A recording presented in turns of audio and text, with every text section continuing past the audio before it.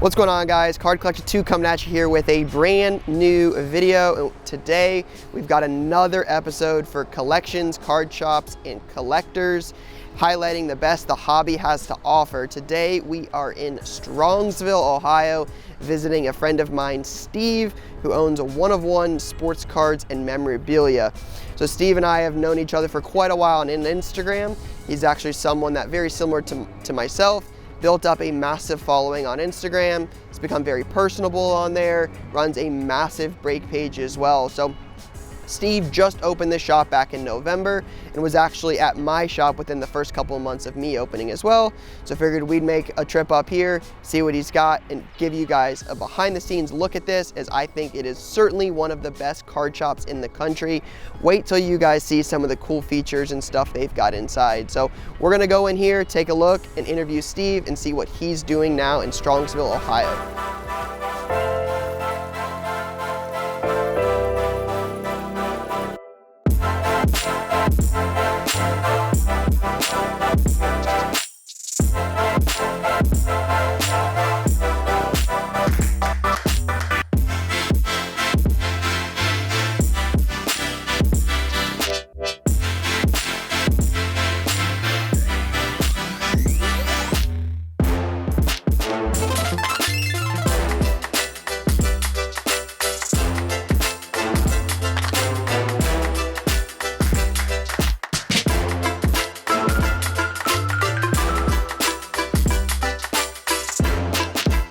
What's going on, guys? I'm Ryan, here with Steve, 101 Card Shop. Steve, appreciate you having us. Hey, no problem. This is gonna be a fun one. Steve and I have known each other a couple years now, probably 3-4 years. We met through Instagram originally. Like I said in the intro, Steve, like myself, built up a pretty big following on Instagram. I think one of the secrets to kind of both of our successes was early on became very personable. Right? I think you've shown a lot about your personal life. You know, your wife's been involved in a lot of the process, your dogs, things like that. Definitely. So when we first started, it was just, me and full disclosure in my wife's like walk-in closet. That's where I started. So when I first started, she kind of would laugh about it. I'd go in there, I'd go live and just sell singles. That was like what I used to do. After that, kind of got bigger and bigger. I moved from there to the foot of our bed. And while she was sleeping, I would then be breaking, which was not a good environment. So moved from there into a second bedroom, and then from there, I mean, we kind of blew up in early 2018. That's when I really started contacting you for advice on a lot of stuff, and she helped pave the way for me to honestly be where we're at today. Awesome. Yeah, so Steve, I remember going live. Like, I remember in the middle of the night getting up and it would say like 101 Card Shop is live, and it would say like, I'd get in there and you'd be drinking Monsters and have a chicken mask on and all sorts of stuff. So I remember the early days. But here we are, again, Strongsville, Ohio. How far are we from Cleveland? 25 minutes. 25 minutes. Yeah. And you opened this November last year, right? Correct, yeah. So how has it been? Because you saw, like, you were pre-Christmas, right? That's typically a good time. January, through March was pretty good, and then it's slowed down a little bit. So what has your first 8 months been like? So when we first opened, obviously you're new to the area. It's packed all the time. Pre-Christmas rush was insane. We were slammed 24/7, even with the COVID restrictions. We never really met capacity, which was a good thing. Really kind of kept going up until like March-ish. And then you start to see the decline when things start opening up more, which is reasonable. Things start opening up more, families can go to dinner. You can now go on vacations. There are no travel restrictions. So things started slowing down a little bit, which for me, and you can probably agree with this, it was a good thing for us, because opening up our first card shop and being slammed for 5 months was overwhelming. I mean, we had people that had to take breaks because they were working 7-8 days in a row. I was here from 6 in the morning to 9 at night, and for 30-40 days at a time. So slowing down at the end of March was kind of a breath of fresh air. And now I kind of see that we're kind of normalizing now, which is a good thing. Yeah, and I think like once we slow down, I know for us the big thing was like it allowed us to get organized.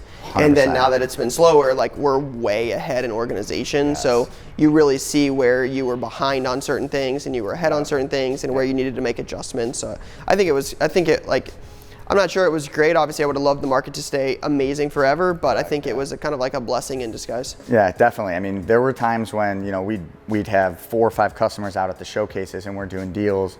We would buy those cards off of them and we'd have to get back out there so quick. So you'd literally take a Post-it note, put it on there, put it on the back shelf, run back out, do another deal, put it on there, put it in the back, and then at the end of the day, you're going back there looking at what you just bought, and it's and it's a mess. Yeah. So definitely recalibration in March, early April, which was a good thing. Awesome. All right, so we are going to take the people through this shop. How many, I gotta say, this is one of, if not the biggest one I've been in. How many square feet are we looking at? So livable was what they call it for customers. We're looking at about 2,800 square feet. And then about another 400 square feet in the back for employees. Cool. Awesome. So 2,800 square feet. And I promise you guys, this one will be full of variety, but full of some really, really cool things. I told Steve, we'll show you at the end, but certainly one of the coolest things I've ever seen in a card shop, and I've been to quite a few card shops, and it is awesome. So I can't wait to show you that. But I want to start with this because we've talked about this in a couple other shops. I know Jimmy, Andy, we've talked about these with other card store owners. Memorabilia, right? So I think it's a unique thing. I've always said it's more of an eye appeal type thing than a money maker. It doesn't really sell. The margins aren't amazing, but what do we got here? Okay, so when you look over here, we do a lot of signings here. This place, my vision for this place was signings. If you look at the entrance and then all the way to the back of the store, it's kind of, you know, it's very long, so you can have lines come in, a player in the back to sign, and you're good to go. What you've got over here are from our private signings. So you have Kareem Hunt helmet, you've got a Sheldrick Red Wine helmet, and then just other things that we've just picked up from customers. And like you said, memorabilia isn't something that moves fast. Yep. It's honestly more of a filler. It really is, and it looks great. The only thing you have to be worried about is putting any helmets like this near windows. Yeah, the fading. light. Yeah. Sure. So that's why we have the drop-down shades. But yeah, I mean, customers come in, and the reason why we have so many mini helmets is we had a guy come in with like 3 cases of mini helmets.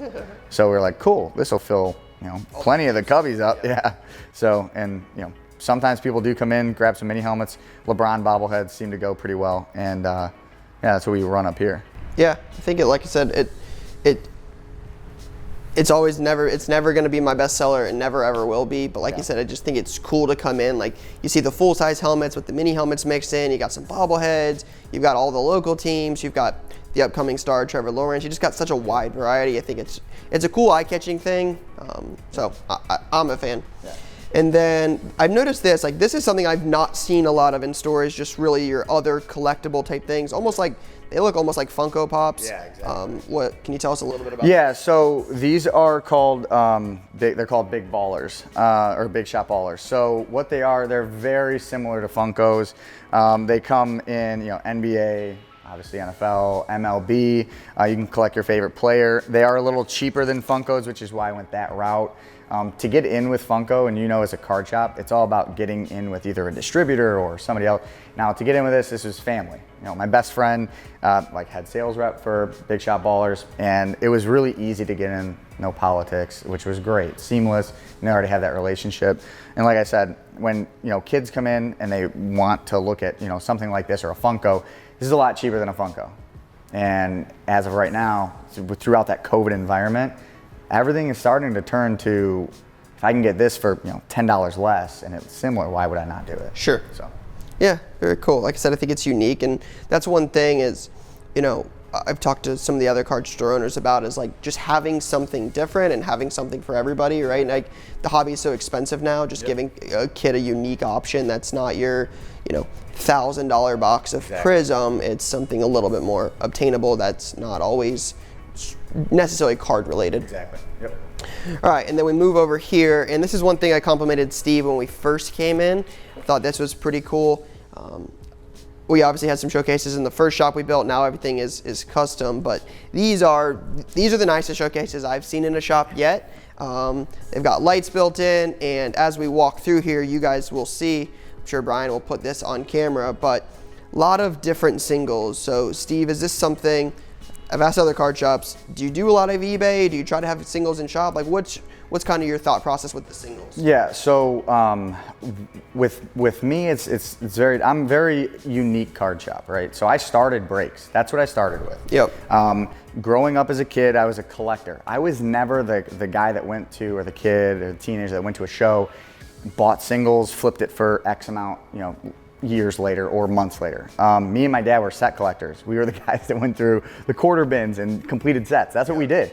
And we loved our figurines, and I have figurines in my man cave to this day. So I was never the guy who would buy a single and flip it. So this is all new to me. This was with the help of the people I surrounded myself with. They said, you have to have this, we need to move this route, and we can do this with X amount of slabs, or you can move in this direction as well. So when you're acquiring slabs and stuff, what it is people come in with slabs, obviously you're gonna buy them, put them in the showcase, but when it comes to these showcases, how large they are, that was like the problem that we had. Starting a card shop, not being the person who does any of this, you don't have any slabs, right? So that first week that we were open, I think we did so much buying, and we filled our showcases in a week. We started with nothing in here. So that was definitely a challenge. So do you try to do any eBay, or do you do mostly in shop? Okay, so we do really well in store. And we do a lot of eBay. We've got a consignment page. We've got the eBay run up and running, but we've been having a lot of success just doing sales on Instagram, story sales. When you've got the reach, when you've got 50K plus followers, I've got 45K. You've got that reach, you can put a card out there. If someone knows it's a good deal, they're gonna comment sold. It's the easiest way to do it. Very interesting. Yeah. And I think that's one thing that, like we said with even the big shop ballers, like it's just, when you're a card shop owner, you gotta just be creative about how you move inventory, how you acquire inventory, and I think that's unique. I mean, we've started doing the single sales on Instagram, and they're a huge hit, and it's a lot easier than scanning and listing and shipping and dealing with returns and a lot of that stuff, right? Like you said, you price things, you price things well, and you treat people right, and you can move a lot more product. And that's the one bad thing about eBay right now is returns. I mean, I think we've gotten, last month, over 300 returns. Wow. And it's just based on, and we have a couple where it's like, oh, this is a PSA 10, but it doesn't look like a PSA 10, but it's in a 10 holder. So it's extremely frustrating. Yeah, that's definitely something that, selling on Instagram avoids a lot more of. Definitely. All right, so we're gonna walk through here. So it looks like we've got some TCG, you've got basketball, and of course Brian will get these on camera and show you guys what's some of the cool stuff in here, because that's one thing I've said. I talked to Andy about it, especially Jimmy had it too. Some of the singles in here are really, really, really nice. That's, like I said, that's something I've never really done as much. We've done so much on eBay and through the single sales, but definitely makes me want to put some more stuff out, because there are some, Hank Aaron signed rookies, you've got Steph Curry rookie autos, you've got some stuff in these cases. Yeah, and like I said, I would say everything in these showcases, I'd say 90% are walk-ins, either trades or buys. So a lot of people have this misconception that Cleveland doesn't have a lot of card collectors, or it's not LA, or it's not Miami. We've got guys coming in with, the Hank Aaron autograph rookies, the Jimmy Brown autograph rookies that are inscribed, the Steph Curry rookie, the autograph tops rookie. We've got all that stuff. So when we fill these showcases, this is all like locally sourced. And then, when we start to move this stuff, some of the same customers come in and want to try to trade back for most of it. Interesting. Yeah. All right, so as we move on, we're getting to a showcase that's got some racing in it, and I think I've talked about this. It seems like there's a consistent theme with all these shops we've gone to, and again, this is highlighting the best of the best. So really, I think it speaks to card stores paying attention and really trying to elevate themselves. But you've got racing, you've got Pokemon, you've got Yu-Gi-Oh, you've got the big shopaholics, you've got memorabilia, you've got a little bit of everything. Yep. And it seems like the common theme I get from all the card stores is being a yes shop. Yeah. So you have to, when customers come in and somebody asks for, I mean, Yu-Gi-Oh, or do you have vintage, you never, like you just reiterated, you never want to tell them, no, we don't have it, sorry. And over, you know, the course of the past, I'd say like 9 months, maybe even, you know, a year with Amazon, everyone's staying at home, everyone's ordering online. So if they do come out, they're making an effort to come to your shop for a reason. Yep. So if they come to your shop for a reason and you don't have what they have, there's a very good chance that they won't come back. Yeah. Whether it's, you know, they want something else or if they want the same thing, you never know. So we try to stock pretty much everything, whether that's NASCAR, vintage football that's less than 50 bucks, that's graded too. All the Yu-Gi-Oh, the hockey, Pokemon, soccer, we try to have everything that we possibly can. Yeah, I think that's, I never really thought about it like that, but with everybody staying at home at COVID, like you said, they're making a conceited effort to get to your shop and to see, hey, what do you have? What do you offer? What do you like, right? Exactly. You really have one shot for that first impression. Yep. And if somebody comes in and says, hey, you know, I'm looking for Pokemon, and you're like, yeah, sorry, we don't do that. Yep. It's tough. So yeah, I think that's something that's great that I never really thought about, like really making sure that first impression is great. Yep. And another thing I think that is important, and again, this is super unique. You've got seating for 75 to 100 people. Yep. It's something we try to do in our shop.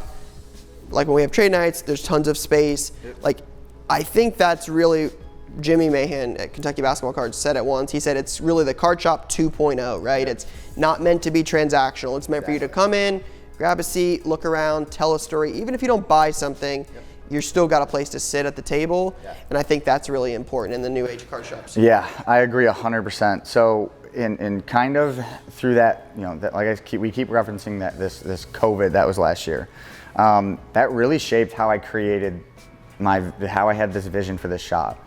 So we didn't know how long that was going to last. We had no clue. Yep. So when I created this shop, I wanted a place that was big. I wanted a place where people could sit 6 feet apart and you can still pack the shop.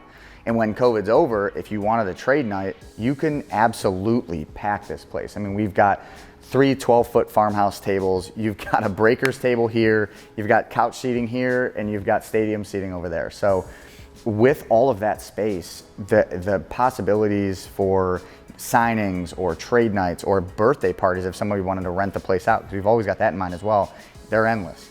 Yeah, I think that's important. Like you said, with COVID, I think that's something I never really thought about because we didn't have the space at the time.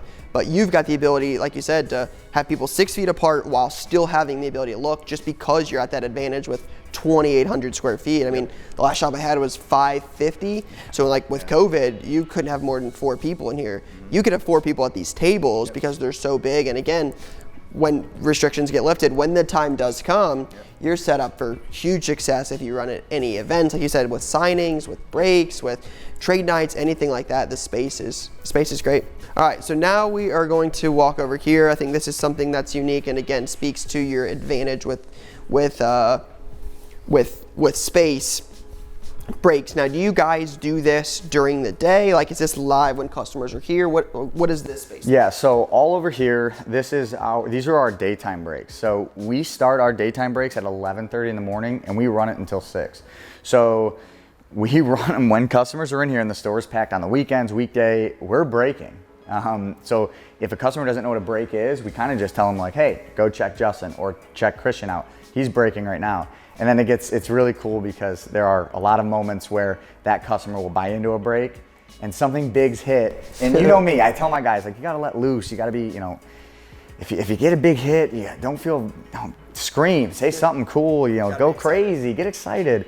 And there are times when our guys get really excited and the entire shop turns and everyone just walks over. And that's like really cool. I've got some really good pictures of that. And when Justin's breaking, you've got a crowd around him or a couple people around him just watching him because he just hit a Justin Herbert true RPI NT.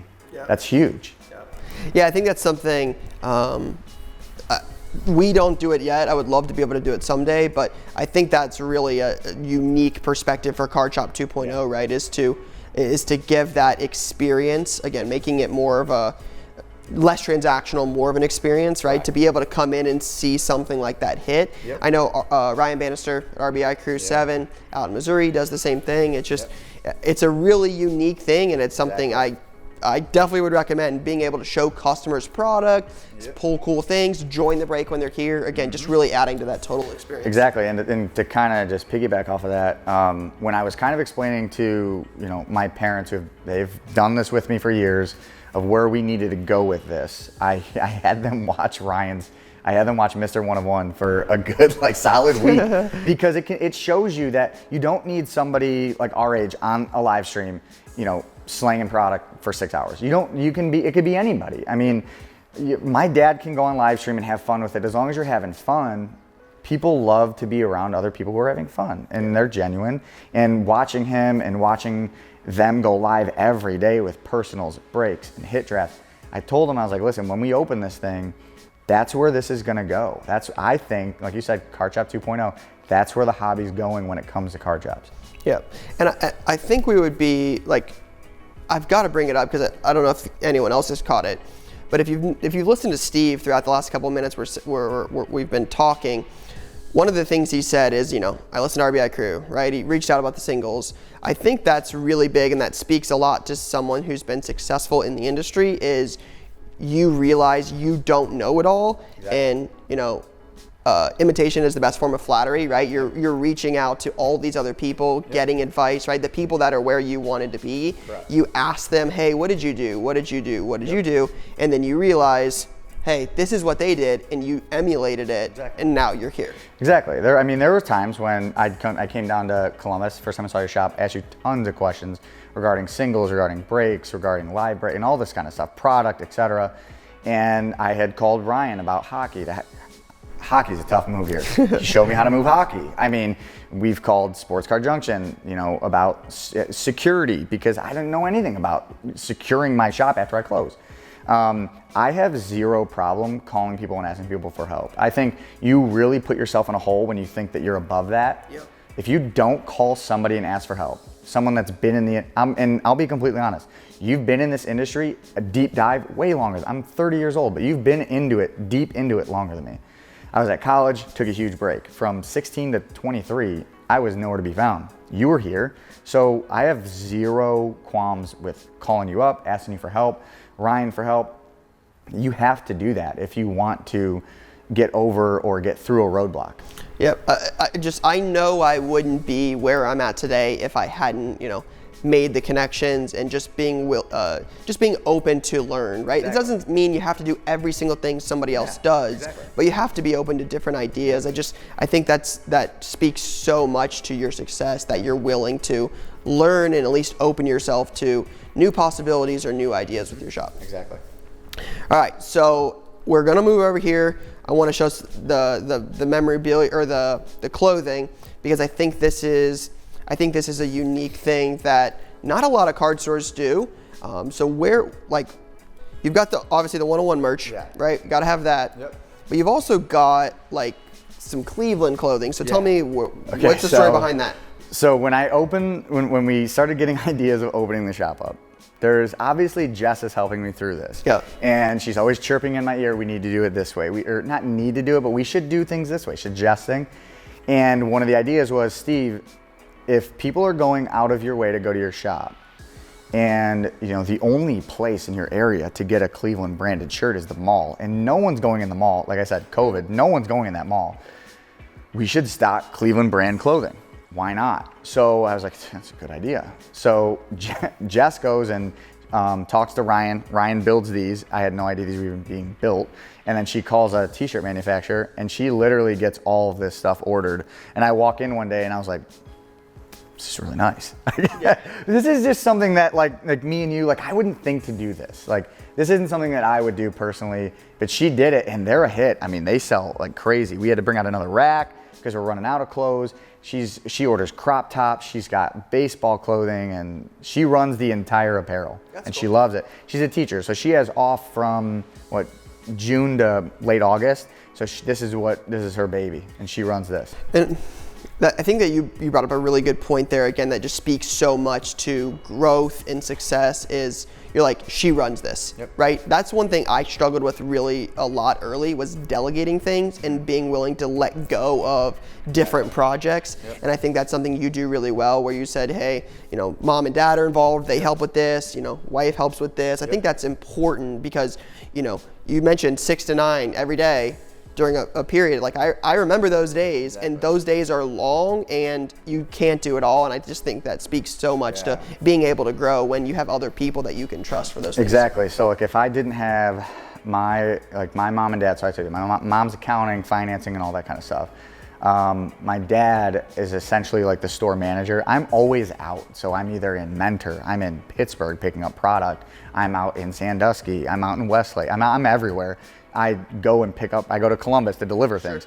My dad is here and he essentially manages the shop. And he, at the same time, he manages sorting, shipping, and all of that stuff. Without a good support system around you, you could say that you would fail. Oh, sure. I mean, if you don't delegate those things and you try to do everything by yourself, it's impossible. It's just impossible. Yep, and that was something that it took me a while to come around to, but it's crucial, right? I mean, that's why we're here filming this now. Is someone's in the shop sorting, someone's in the shop shipping. And I think the reason why, and I had a very difficult time as well delegating, is because when we built this, right? When we built our brand, we put our hearts and soul into it. So when you're delegating something, you need to make sure that whoever you're delegating to has that same vision as you, because if you don't, and there's a slip up, or if you're pouring your heart and soul into it and they don't feel the same way, it's not genuine, something could go by the wayside. So you have to really surround yourself with people who have the same vision and really want to go the same path. Yeah, it's, I don't have as much family in it. I've got, my wife's sisters work for me. They're great. And it's like, it speaks so much to having good people. Like I said, I would not be where I'm at if I did not have the people around me that I did. And I think it's just, I just wanted to reiterate it because I heard you say it so many times, like, hey, my mom did this, Jess did this. I think it's important. Yeah. But as we wrap it up, I told you guys we would talk about this. I think this is one of the most unique things, if not the most unique thing I've ever seen in a card shop. So if you notice it when we walked in, you might have noticed it in some of these clips, there is a massive mural all around the shop here. It's really on the biggest wall. And I remember Steve posting this when it happened, but flew somebody in and painted this, and I'll let Steve talk about it because it is awesome. Yeah, so, making this brand, creating this brand, you meet a lot of people. Yep. It's all about, you're building relationships. So one of my customers is actually an artist in Dallas, and he buys into my breaks a ton. Saw that I was opening up a shop, wanted to paint a mural, and literally sends me a text like night before and says, hey, I really want to do a mural here. You down? I was like, sure. Catches a plane, he's here the next morning. I mean, it was unbelievable. So his name's Travis. He does a ton of work in the Dallas area. He's a big time. He's trying to get him the tops right now. But I mean, he just did this mural. It took him 3 days to do the entire mural. And he was just great to work with from start to finish. He's definitely a character, and he would agree. I loved hanging out with him and being his Uber everywhere he needed to go. And I mean, he killed it. He did such a great job. Yeah, so as you guys will see, I'll let Brian take some video outside of this and really show it because you can't see it from this close. But you've got the LeBron block on Iguodala. You've got the Myles Garrett helmet on Mason Rudolph. You've got Jim Brown. You've got the Braxton Miller spin. You've got Lindor, Baker Mayfield. You just got it all in here. And I think again, it's just about being unique and creating that experience. And you come in and I've never seen a card store with a massive mural. I mean, this wall's got to be 80 feet long, right? So it's something unique, and I just think it speaks so much to your shop. Thanks, man. Yeah. All right, so again, we could go through this forever, right? Steve's got singles, he's got all the product, he's got a bat wall from some baseball bats he's acquired, all this memorabilia, this mural, places to sit. We could go through this for hours, but I think this really gives you guys an idea of how awesome this shop is, the importance of good people, the importance of building a brand. But Steve, I can't thank you enough for having us. This was great. Hey, no problem. I appreciate you coming in. And as we wrap it up, we've got one question we want to ask. You mentioned you started it in a closet, break-in when your wife was asleep, and now you're here. Knowing what you know now, if you were starting over today from scratch, what advice would you give yourself today that you didn't know from the start? Advice. Get more sleep. No, I mean, honestly, it would be take it a little easier on the people who are helping you. I was very stubborn in my ways. I didn't want change back then. I wanted to do it a certain way. It was working, so I wanted to keep just doing it that way. So, if back then I would have, kind of deviated a little bit and, did things not the same for 2 years, I think we could have not been more successful, but I think we could have gotten here a little faster. Quicker. Yep. I think it's great advice. That's something I definitely have struggled with, and I think that's fantastic advice. Not something you might necessarily think about, like, hey, build a relationship, but yeah, listen to those people, deviate a little more. Yeah. Great advice. Thanks. Appreciate you having us, Steve. All right, so that is all we got for today. Make sure you guys check out Steve and his whole crew over at One of One Card Shop on Instagram. I don't know the exact spelling, so I'll let Steve do that. Yeah, so it's at @1_of_one_card_shop. There you have it. We will post it down below. I'm sure Brian will have it in one of these corners. But make sure you guys check him out. But for now, guys, that's all we got. Peace.